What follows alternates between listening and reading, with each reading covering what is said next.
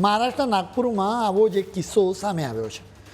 અહીં 18 મહિલાઓને કિડનીનો પ્રોબ્લેમ થયો. તેઓ છેલ્લા 2 વર્ષથી કિડનીની સમસ્યાને લીધે પીડાતી હતી. તેઓ એક એક કરીને જુદા જુદા ડૉક્ટર્સ પાસે ગઈ.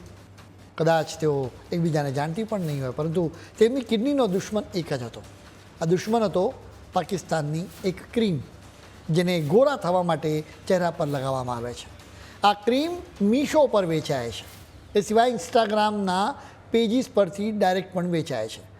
ચિરાગ બરજાત્યા નામનો એક યુઝર એક પોસ્ટ કરીને આખી વાત સામે લાવ્યો હતો.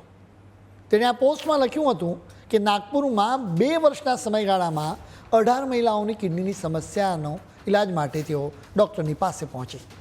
ડૉક્ટરોને આ કેસીસમાં એક જ સરખી પેટર્ન જોવા મળી. તપાસ કરતાં ખબર પડી કે આ તમામ મહિલાઓ પાકિસ્તાનની એક ક્રીમનો ઉપયોગ કરી રહી હતી. આ ક્રીમ અનેક ઇન્સ્ટાગ્રામ પેજ અને મીશો પર અત્યારે વેચાઈ રહી છે. મહારાષ્ટ્રના ફૂડ એન્ડ ડ્રગ્સ એડમિનિસ્ટ્રેશને આ ક્રીમના સેમ્પલ લીધા, એની લેબમાં મોકલી આપ્યા. લેબોરેટરીની તપાસમાં ખબર પડી છે કે એમાં કાયદાકીય મર્યાદા કરતાં 752 ગણો વધારે પારો હતો. હવે સ્વાભાવિક રીતે તમને સવાલ થાય કે ગોરા થવા માટેની ક્રીમથી કિડનીની સમસ્યા કેવી રીતે થાય? આનું કારણ એ હતું કે એમાં પારો ખૂબ જ વધારે હતો. હવે પોતાની જાતને હેલ્થ ક્રિએટર ગણાવતા ચિરાગે એનું કારણ પણ આપ્યું.